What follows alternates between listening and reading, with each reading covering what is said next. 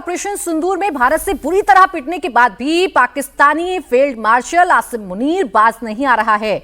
मुनीर ने एक बार फिर एलओसी और इंटरनेशनल बॉर्डर पर भारत के खिलाफ साजिशें तेज कर दी हैं। बड़ी खबर यह आ रही है कि पाकिस्तानी ड्रोन ने एक बार फिर एलओसी के पास मंडराना शुरू कर दिया है। इंटरनेशनल बॉर्डर और लाइन ऑफ कंट्रोल के आसपास पाकिस्तान के कुछ संदिग्ध ड्रोन मंडराते हुए देखे गए। सूत्रों के मुताबिक जम्मू कश्मीर के कई जिलों में पाकिस्तानी ड्रोन एलओसी के ऊपर बहुत ही कम ऊंचाई पर उड़ान भरते हुए देखे गए। ड्रोन देखते ही भारतीय सेना हरकत में आ गई। ड्रोन पर मीडियम और लाइट मशीन गन से फायरिंग की गई, जिसके बाद ड्रोन वापस पाकिस्तान की तरफ लौट गए। पाकिस्तान की इस ड्रोन वाली साजिश के बाद सरहद पर सेना पहले से भी ज्यादा अलर्ट हो गई है। एलओसी और इंटरनेशनल बॉर्डर पर चौकसी बढ़ा दी गई है। चप्पे चप्पे की निगरानी की जा रही है। सर्च ऑपरेशन चल रहा है। लेकिन पाकिस्तान की इस ड्रोन वाली साजिश के बाद यह सवाल है कि क्या मुनीर एक बार फिर कोई कांड करने वाला है? पाकिस्तान ने एलओसी पर ड्रोन क्यों भेजे? क्या ड्रोन के जरिए वो पाकिस्तान भारतीय चौकी की रेकी कर रहा है, या फिर ड्रोन से हथियार और ड्रग्स भारत भेज रहा है? अब पाकिस्तान की ड्रोन वाली साजिश से जुड़ी एक और बड़ी खबर आपको बता देते हैं। पाकिस्तान की तरफ से एक के बाद एक कई ड्रोन एलओसी की तरफ भेजे गए। जम्मू राजौरी के नौशेरा सेक्टर में हरकत देखी गई है। राजौरी सेक्टर में तेरियात के खब्बार गांव के पास शाम 6:35 पर ड्रोन देखा गया।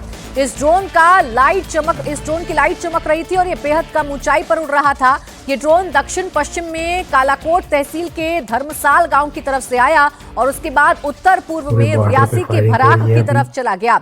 इसी तरह नौशेरा सेक्टर में गनिया कलसिया गांव के इलाके में भी ठीक शाम के 6:35 पर ड्रोन देखे जाने के बाद सेना के जवानों ने मीडियम और लाइट मशीन गन से फायरिंग की। सांबा जिले के रामगढ़ सेक्टर के चक बबराल गांव में भी शाम 7:15 पर एक ड्रोन कुछ मिनटों तक मंडराता देखा गया है। पूरे बॉर्डर पे फायरिंग हो रही है अभी। तो देखिए, ये जब ड्रोन देखे गए उसके बाद से ही एलओसी पर भारतीय सेना हरकत में आ गई है और इन ड्रोन को मार गिराया गया है। लेकिन जो सवाल विनोद जी है वो यही है कि बुरी तरह पिटने के बाद, मुंह की खाने के बाद, खुद घुटनों पर आकर गिड़गिड़ाने के बाद आखिर आसिम मुनीर चाहता क्या है? ये ड्रोन भेजने के पीछे क्या साजिश नजर आती है?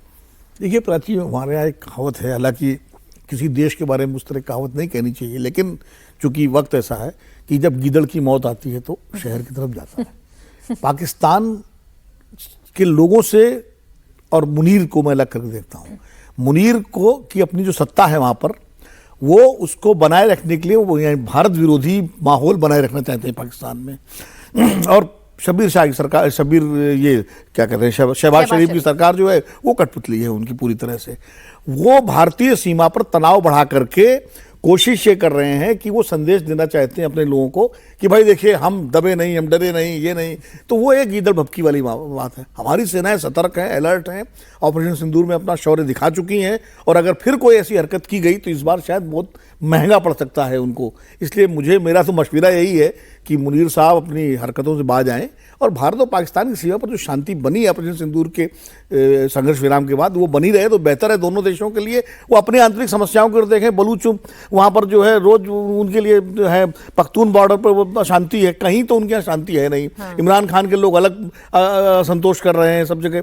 तो वो खाली ध्यान डाइवर्ट करने के लिए भारत की ओर अपना रुख करते हैं, लेकिन उनको ये समझना चाहिए कि भारत के साथ टकराने का उनके लिए बहुत ही नुकसान होगा इस बार। ऑपरेशन सिंदूर अभी खत्म नहीं हुआ है, अभी स्टिल दैट इज इन क्या कहते हैं वो, उसमें ऑन है वो। ऑन है तो वो ऑन है। तो अगर कोई ऐसी हरकत हुई जिसे पाकिस्तान का हाथ सीधे सीधे पाया गया तो निश्चित रूप से भारत उसका कड़ा जवाब देगा और देने में सक्षम है। और भारत समय समय पर ये बता भी रहा है, भारत बार बार ये बता रहा है, चेतावनी भी दे रहा है कि अगर एक भी आंख गलत नियत से भारत की तरफ उठाकर देखी तो इस बार भारत छोड़ने वाला नहीं है, भारत बख्शने वाला नहीं है। इसके बावजूद बाज नहीं आता है पाकिस्तान। इसके बावजूद अपनी जो कायराना करतूत है उनको पूरी तरीके से जारी रखता है। इससे यही समझ में आता है कि पाकिस्तान अपनी जनता के बीच में भ्रम फैलाने की कोशिश अवधेश जी बेशक कर ले, लेकिन सच्चाई क्या है वो तो समय समय पर तस्वीरों के जरिए आती हैं। ऑपरेशन सिंदूर में पूरी दुनिया में थू हुई है उसके बारे में। नहीं, इस समय जो जनरल मुनीर की रणनीति है वो बहुत स्पष्ट है। एक और बांग्लादेश के उथल पुथल में आईएसआई की भूमिका बढ़ी है कि भारत को उस तरफ से घेरो, और दूसरी ओर चूंकि इस समय अब अंतर्राष्ट्रीय परिदृश्य में पाकिस्तान प्रायोजित आतंकवाद के विरुद्ध जो पहले का वातावरण था वो बदल गया है। ट्रंप का उनका साथ है, तो इसका लाभ उठाते हुए भारत को फिर से जो है कोशिश करो, क्योंकि आतंकवादी अड्डे जो थे और जो भी महत्वपूर्ण स्थल थे ऑपरेशन सिंदूर में ध्वस्त कर दिए गए, लेकिन जो बाद में पैसे दिए हैं सरकार ने, उससे माना जा रहा है कि वो सब जगह फिर से पुनर्निर्मित हुए हैं। तो 3 बातें हुई हैं। पहला कि भारतीय सेना ने, सुरक्षा बलों ने वहां से जो सैटेलाइट कम्युनिकेशन था वो कुछ पकड़ा है। सेकेंड, जो हमारे पास कुछ तस्वीरें आई हैं उससे बताया जा रहा है कि पहले जिन जिन जगहों से घुसपैठ हो रही थी वहां कुछ गतिविधियां दिखी है।